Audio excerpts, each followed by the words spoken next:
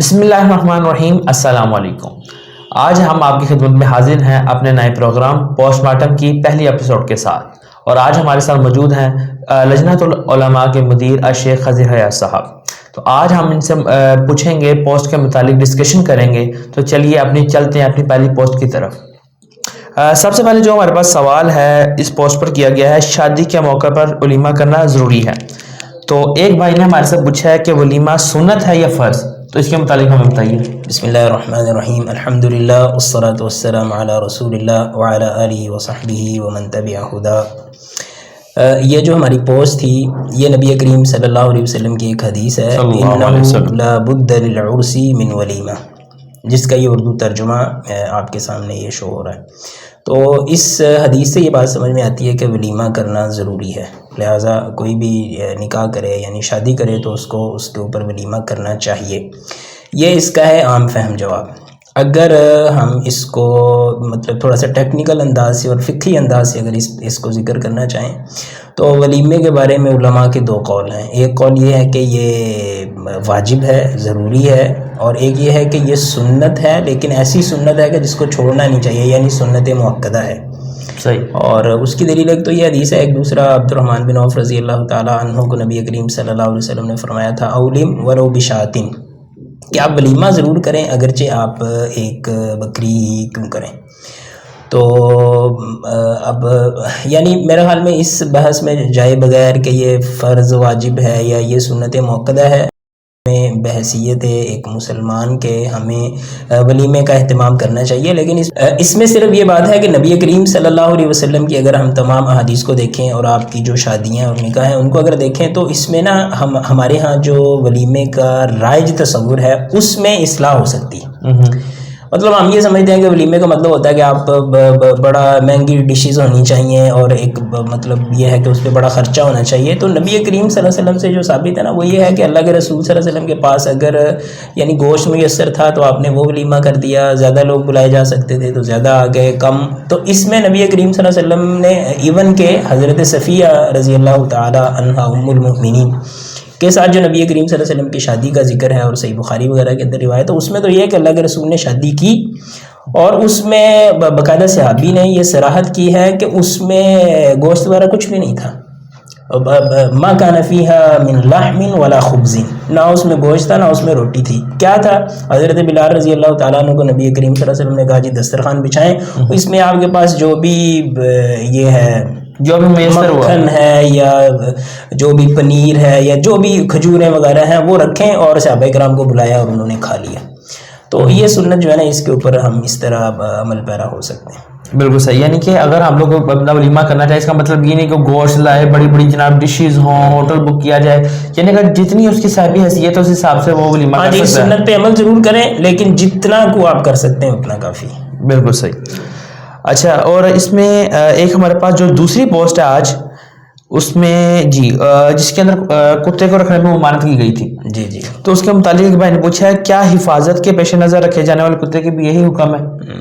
ہاں، یہ جو ہماری پوسٹ ہے نا یہ اصل میں ہمارا جو لجنۃ العلماء للافتاء ہے نا اس کا ایک فتویٰ ہے، پورے کا پورا فتویٰ ہے۔ کسی نے پوچھا تھا کہ بھئی ہم گھر میں کتا رکھ سکتے ہیں کہ نہیں رکھ سکتے، اس میں پوری تفصیل کے ساتھ یہ ساری باتیں موجود ہیں کہ بھئی کون سا یعنی کتا رکھنے کی اگر اجازت ہے تو اس میں باقاعدہ حدیث بھی ہے کہ شکار کے لیے یا رکھوالی کے لیے یا کھیتی باڑی کی رکھوالی کے لیے، اور اس کے اندر یہ بھی ذکر تھا کہ آج کل جیسا کہ یہ رکھے جاتے ہیں جاسوسی کے لیے، یعنی کھوجی کتے جس طرح ہوتے ہیں، اس طرح کی ضروریات کے لیے جو ہے نا وہ کتا رکھا جا سکتا ہے۔ اور باقاعدہ حدیث کے اندر بھی یعنی یہ فتویٰ اگر ہماری ویب سائٹ پہ جا کے اگر پورا پڑھیں نا اس میں باقاعدہ حدیث ہے، اس کے اندر حدیث میں یہ استثناء موجود ہے کہ رکھوالی کے لیے یا شکار وغیرہ کے لیے جو ہے نا وہ کتا رکھا جا سکتا ہے، اس میں کوئی مسئلہ نہیں ہے۔ لیکن صرف یہ بات ذہن میں رہنی چاہیے کہ کوئی بندہ یہ کہے جی میں اپنے گھر کی رکھوالی کے لیے کتا رکھا ہوں تو وہ رکھنا جائز نہیں ہے، گھر کے اندر کتا رکھنا جائز نہیں ہے۔ نبی کریم صلی اللہ علیہ وسلم نے یہ فرمایا لا تدخل الملائکۃ بیتا فی کلب ولا تصاویر، جس گھر کے اندر کتا یا تصویریں ہوتی ہیں نا وہاں پہ جو ہے نا وہ رحمت کے فرشتے نہیں آتے یا اللہ تعالیٰ کے فرشتے نہیں آتے، تو گھر میں کسی صورت بھی کتا رکھنا جائز نہیں ہے۔ اسی کے ساتھ تیسری ہماری جو پوسٹ ہے وہ ہے ڈسکاؤنٹ کارڈ کے متعلق۔ جی تو جس کے اندر یہ لکھا ہوا ہے ہاں جس کے اندر یہ کہا گیا تھا کہ اگر فری میں کارڈ مل رہے ہوں تو وہ جائز ہیں, ہاں جی, اور اگر پیسوں پہ مل رہے ہوں تو جائز نہیں ہے. یہ بظاہر اچھا میں نا یہاں پہ ایک اور وضاحت کرنا چاہتا ہوں کہ ہماری جو پوسٹیں ہوتی ہیں نا ان کو اگر غور سے دیکھیں نا تو بعض پوسٹوں کے نیچے لکھا ہوتا ہے لجنۃ العلماء للافتاء اور فتویٰ نمبر فلاں فلاں. بالکل صحیح. اس میں نا اصل میں ہم نے پورے فتوے سے نا ایک مختصر سا مسئلہ لیا ہوتا ہے. تو اگر کسی کو سمجھ نہ آ رہی ہو تو ہماری ویب سائٹ جو ہے نا alulama.org, آپ اس پہ جا کے دیکھ سکتے ہیں, آپ کو انشاءاللہ پورا مسئلہ سمجھ میں آ جائے گا. تو خیر اس کی میں وضاحت کر دیتا ہوں کہ اصل میں نا بات یہ ہوتی ہے کہ شریعت کے اندر جو لین دین ہے نا اس میں یہ ہے کہ اس کی قیمت متعین ہونی چاہیے اور چیز بھی متعین ہونی چاہیے. ٹھیک ہے, تو جب آپ کارڈ کسی کو پیسے دے کے خریدتے ہیں نا جی تو اس کا مطلب یہ ہے کہ آپ نے متعین رقم تو دے دی ہے جی, لیکن انہوں نے آپ کو آگے سے یہ نہیں بتایا کہ آپ کو اس سے ملنا کیا ہے. آپ کو بس کارڈ دے دیا ہوا ہے, یعنی آپ سمجھیں کہ آپ نے 1000 روپے کا کارڈ خرید لیا ہوا ہے, لیکن آپ کو آگے نہیں پتا کہ آپ کو کتنی چیز ملنی ہے. تو اس کا مطلب یعنی وہ مبیع جو ہے نا جو چیز آپ نے خریدنی ہے وہ متعین نہیں ہے. تو یہ بے اس کو مجہول کہتے ہیں, یا غرر کے اندر بھی یہ چیز آ جاتی ہے, اس وجہ سے یہ جائز نہیں ہے. اچھا باقی جو فری والا ہے نا وہ کیوں جائز ہے؟ اس میں یہ ہے کہ وہ آپ کو انہوں نے اپنی طرف سے ایک تحفہ دیا ہے تو ان کا جتنا جی چاہے گا وہ آپ کو دے دیں گے. اس وجہ سے فری والا جائز ہے اور پیسے والا اس وجہ سے ناجائز ہے, اور کوئی بات نہیں. بالکل صحیح ہو گیا. اچھا کہ بھائی کا سوال ہے کہ نبی کریم صلی اللہ علیہ وسلم فجر کی سنتیں پڑھ کر گھر میں ادا کر لیٹ جاتے تھے, تو کیا مسجد میں بھی سنتیں پڑھ کے لیٹا جا سکتا ہے؟ دیکھیں نبی کریم صلی اللہ علیہ وسلم سے پہلی بات تو یہ ہے کہ سنتیں پڑھنی کدھر چاہیے. تو نبی کریم صلی اللہ علیہ وسلم کا جو سنت مبارکہ تھی وہ یہ تھی کہ آپ گھر میں ہی سنتیں ادا کیا کرتے تھے, اور ظاہر ہے کہ جو فجر کی سنتیں ہیں وہ بھی نبی کریم صلی اللہ علیہ وسلم گھر میں ہی کرتے تھے, اور وہیں پہ ہی آپ تھوڑی دیر کے لیے جو ہے نا وہ اضطجع علی شقہ الایمن, آپ اپنے دائیں پہلو پہ آپ تھوڑی دیر لیٹتے تھے. تو لیکن دیکھیں جس طرح نبی کریم صلی اللہ علیہ وسلم کی یہ سنت ہے نا کہ آپ گھر میں سنتیں ادا کرتے تھے لیکن مسجد میں بھی وہ ادا کرنا جائز ہے, اسی طرح جو دوسری سنت ہے کہ سنتیں ادا کرنے کے بعد آپ تھوڑی دیر لیٹتے تھے, وہ بھی اگر آپ نے سنتیں مسجد میں ادا کی ہیں تو آپ اس پہ عمل پیرا ہو سکتے ہیں. بالکل صحیح. اچھا یہ ایک ہماری اور پوسٹ ہے نیکسٹ جو سی ہے, یہ تھی جائیداد کے متعلق کہ وراثت کی تقسیم کے متعلق. تو یہاں پر ایک بھائی کا سوال ہے کہ باپ کی زندگی ہی میں اگر بیٹے نے اپنا حصہ لے لیا ہو تو یہ غلط کیوں ہوا؟ ہاں جی, یہ بھی نا ہمارا لجنہ کا ہی فتویٰ تھا. اس میں سوال یہ تھا کہ مطلب آج کل یہ عمومی مسئلہ ہے کہ لوگ جو ہے نا وہ کہتے ہیں جی اپنی زندگی میں ہی والدین جو ہے نا وہ کہتے ہیں جی وراثت تقسیم کر دیں تاکہ ہمارے بچوں میں نا بعد میں جھگڑے نہ ہوں اور بالکل نہ ہو. تو اس پہ کسی نے سوال کیا ہوا تھا, تو پورے فتوے کے اندر نا ان سب باتوں کا ویسے جواب موجود ہے. تو لیکن میں اس بات کو دوبارہ وضاحت کر دیتا ہوں کیونکہ واضح نہیں تھی تو انہوں نے سوال کیا. تو دیکھیں اس میں غلطی یہ ہے, یعنی سوال یہ کیا گیا ہے کہ اگر زندگی میں ہی وراثت تقسیم کر دی جائے تو اس میں کیا غلطی ہے. تو بھائی جان آپ نا دو باتوں کو سمجھیں. آپ یہ دیکھیں کہ یہ جو وراثت کا اصول ہے نا کہ جو بندہ فوت ہوگا اس کے بعد اس کی وراثت ہونی ہے, تو یہ اللہ تعالیٰ کا بنایا ہوا اصول ہے, یہ کسی انسان کا اصول نہیں ہے. اور اللہ تعالیٰ کو یہ بھی پتہ ہے کہ والدین کی وفات کے بعد اولادیں آپس میں لڑتی بھی ہیں جھگڑتی بھی ہیں. بالکل. تو اس کے باوجود اللہ تعالیٰ نے یہ کہا ہے کہ بھئی یہ یعنی شریعت کا یہ اصول جو ہے کہ یہ سارے کا سارا پروسیجر جو ہے یہ مرنے کے بعد ہوگا. ٹھیک ہے, تو اور اس میں اللہ تعالیٰ کی پھر حکمتیں بھی ہیں نا. اب ہم جب یہ کہتے ہیں نا کہ یہ جائز نہیں ہے کہ زندگی میں ہی وراثت تقسیم کی جائے, تو اس کی مطلب کئی ایک وجوہات ہیں. ان وجوہات میں سے ایک وجہ یہ بھی ہے کہ جب والدین جو ہے نا وہ اپنی وراثت کو تقسیم کر دیتے ہیں, اپنے حصوں کو تقسیم کر دیتے ہیں, تو اب اس کے بعد ان کی زندگی کے اندر ہی ورثاء میں سے اگر کوئی فوت ہو جائے تو وراثت آپ دے چکے ہوئے ان کو. حالانکہ اصول یہ ہے کہ مورث کی زندگی میں جو وارث فوت ہو جائے گا وہ وراثت کا حقدار نہیں ہے. بالکل صحیح. تو اب آپ دیکھیں نا کہ ایک والدین جو ہے نا انہوں نے اپنی وراثت تقسیم کر دی ہے, پھر ان کے بعد ان کا اگر کوئی بیٹا یا بیٹی اللہ نہ کرے اگر فوت ہو جاتا ہے تو اب وراثت اس کو مل چکی ہوئی ہے, حالانکہ شریعت کی روح سے اس کو وراثت نہیں ملنی چاہیے. اسی طرح دوسرا مسئلہ یہ ہوتا ہے کہ جب ہم اپنی ساری کی ساری جائیداد اپنی زندگی میں ہی تقسیم کر دیتے ہیں تو والدین کے پاس پھر کیا رہ جاتا ہے یعنی. اور پھر ہم نے ایسے واقعات بھی تو دیکھے ہیں نا کہ جو ہی والدین اپنی وراثت تقسیم کر دیتے ہیں تو ان کے ورثاء کے جو ہے نا ان کے ساتھ رویہ ہی بدل جاتا ہے, بیٹوں کا اور سب معاملات. اور ہم نے ایسے لوگ بھی دیکھے ہیں کہ جنہوں نے زندگیوں کے اندر جو ہی وراثت تقسیم کی وہ ذہنی طور پہ اتنے پریشان ہوئے کہ بھئی اب ہمارے پاس کیا رہ گیا, اور ان کی اولاد کا ان کے ساتھ رویے اس طرح کے ہو گئے کہ یعنی وہ معاملات ان کے بہت زیادہ خراب ہو گئے. تو یہاں سے یہ سمجھ آتا ہے کہ شریعت کا یہ جو اصول ہے کہ وراثت جو ہے نا وہ بعد میں دیکھیں اللہ تعالیٰ کا مسئلہ ہے کہ یعنی آپ کو اپنی فکر کرنی چاہیے, آپ کو اپنی قبر کی اور آخرت کی فکر کرنی چاہیے. آپ کی جو اولاد ہے نا ان کی فکر کرنے والے بڑے موجود ہیں اور اللہ تعالیٰ ان کی فکر کرنے والا ہے. آپ ان کو اللہ تعالیٰ کے جو ہے نا وہ حوالے آپ کر کے جائیں. اس حوالے سے ویسے ایک اور چیز ہے اسلامی شریعت میں, اس کی تاریخ میں اس کی مثالیں بھی ملتی ہیں کہ لوگ جو ہے نا وہ اپنی وفات سے نا پہلے اپنی وصیت لکھا کرتے تھے اور اس وصیت کے اندر نا کسی ایک اور آدمی کو نا اپنا وصی مقرر کر دیتے تھے کہ میرے بعد کے معاملات سارے کے سارے آپ نے شریعت کے مطابق کرنے ہیں اور فتنہ فساد نہ ہو. تو یہ والی چیز تو کی جا سکتی ہے, ورنہ اب زندگی میں وراثت تقسیم کرنا یہ جائز نہیں ہے.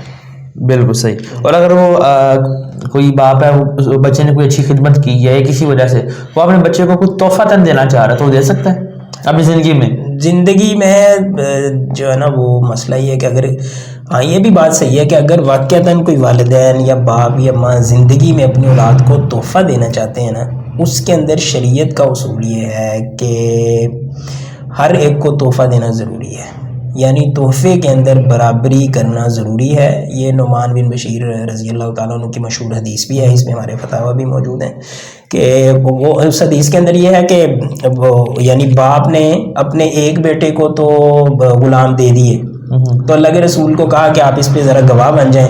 تو اللہ کے رسول نے فرمایا کہ اکل ولدی کا نحل مثل ھذا, کیا اپنے ساری اولاد کو آپ نے اس طرح دیے ہیں؟ تو انہوں نے کہا کہ نہیں. اللہ کے رسول نے فرمایا کہ لا اشہد علی جور, یہ ظلم ہے, زیادتی ہے, میں اس کے اوپر جو ہے نا وہ نہیں کروں گا. تو اگر زندگی کے اندر آپ نے کسی کو کوئی چیز دینی ہے تو پھر آپ کو برابری کرنی پڑے گی. رہی یہ بات کہ آپ کے ساتھ کچھ بچوں نے حسن سلوک کیا ہے, اچھا رویہ رکھا ہے, کچھ نہیں رکھا, تو آپ سب کو برابر رکھیں گے. تو بھائی دیکھیں اور بھی بہت ساری چیزیں, آپ ان کو دعا دیں. اور دوسری بات پتہ کیا ہے, دوسری بات یہ ہے کہ جو بچہ یہ سمجھتا ہے نا کہ میں نے اپنے والدین کے ساتھ اس نے سلوک کیا, مجھے زیادہ ملنا چاہیے, اس کو یہ سمجھنا چاہیے اس نے احسان نہیں کیا, یہ اس پہ فرض ہے. بالکل صحیح. والدین کی خدمت کرنا فرض ہے, تو آپ ایک فرض کی ادائیگی کے بعد سمجھے کہ مجھے اس پہ کوئی ریوارڈ اضافی طور پہ ملنا چاہیے, تو ایسی بات نہیں ہے. والدین اگر اولاد کو تحفہ دینا چاہتے ہیں زندگی کے اندر تو ان میں برابری ضروری ہے, اور اگر وراثت کے بعد وہ کچھ کرنا چاہتے ہیں یعنی مرنے کے بعد ان کی وراثت ہے تو اس کے اندر شرعی اصولوں کی پابندی ضروری ہے, اس میں یہ جو کمی بیشی نہیں کی جا سکتی. جی چلیں چلتے ہیں اپنی اگلی پوسٹ کی طرف. اس میں پوچھا گیا ہے کہ آپ کے فتویٰ کمیٹی میں کون کون سے علماء کرام شامل ہیں؟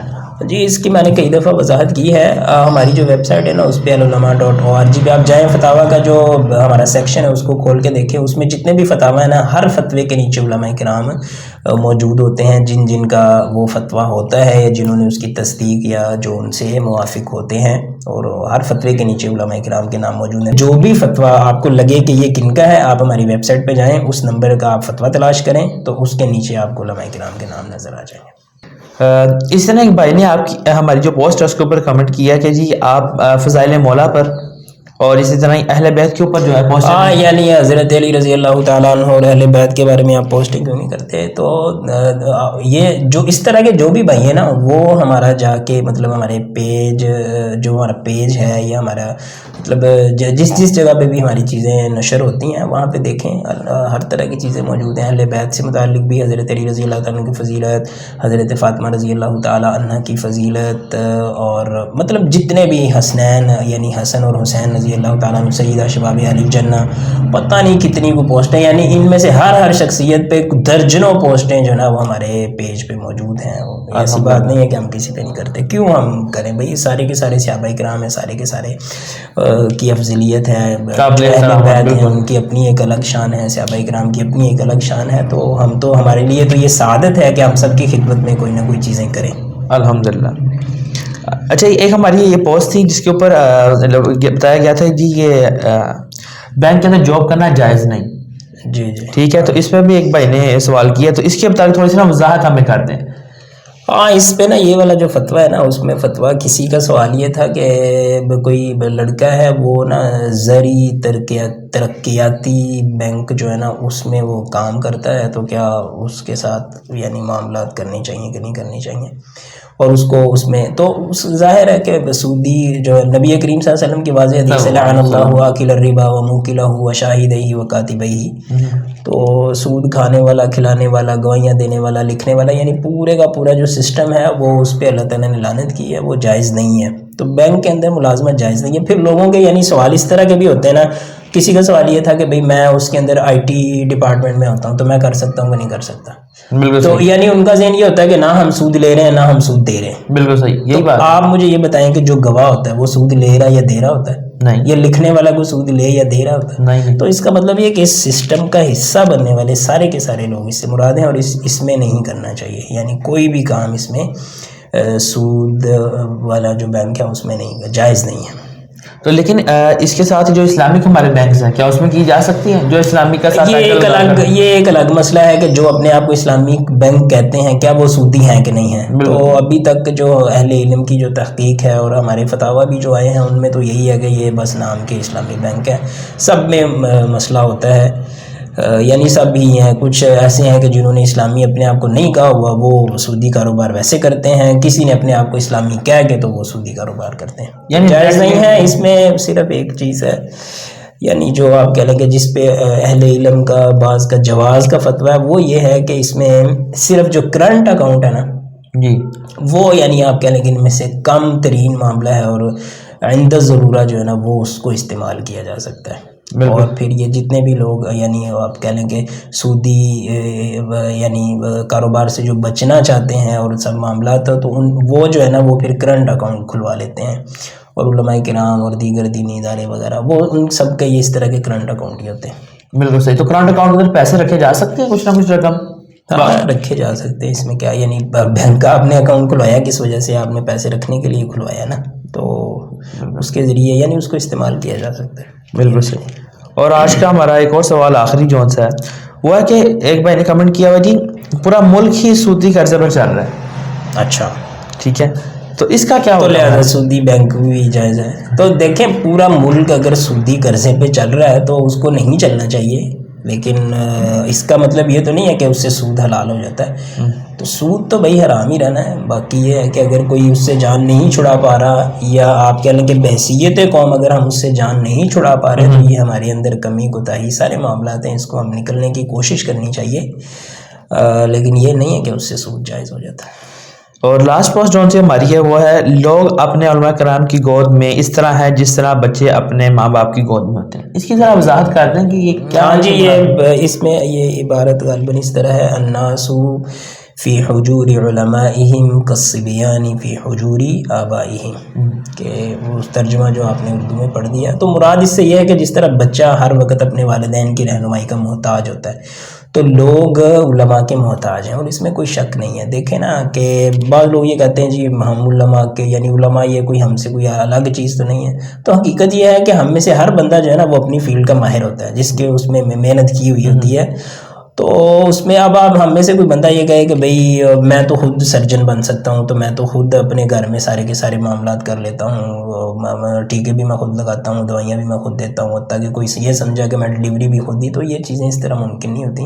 اسی طرح علماء کرام جو ہے نا وہ دین کے اسپیشلسٹ ہیں، اور ان کو اللہ تعالیٰ نے سمجھ دی ہوئی ہے، انہوں نے اپنے آپ کو کھپایا ہوا ہے۔ تو اگر دینی چیزوں میں ہمیں دلچسپی ہے تو جس طرح دیگر فیلڈز کے ماہرین کے ہم محتاج ہیں، اسی طرح علماء کے بھی محتاج ہیں، اس میں کوئی شک نہیں ہے۔ العلماء، علماء و عوام میں حائل خلیج دور کرنے کی ایک منفرد کاوش۔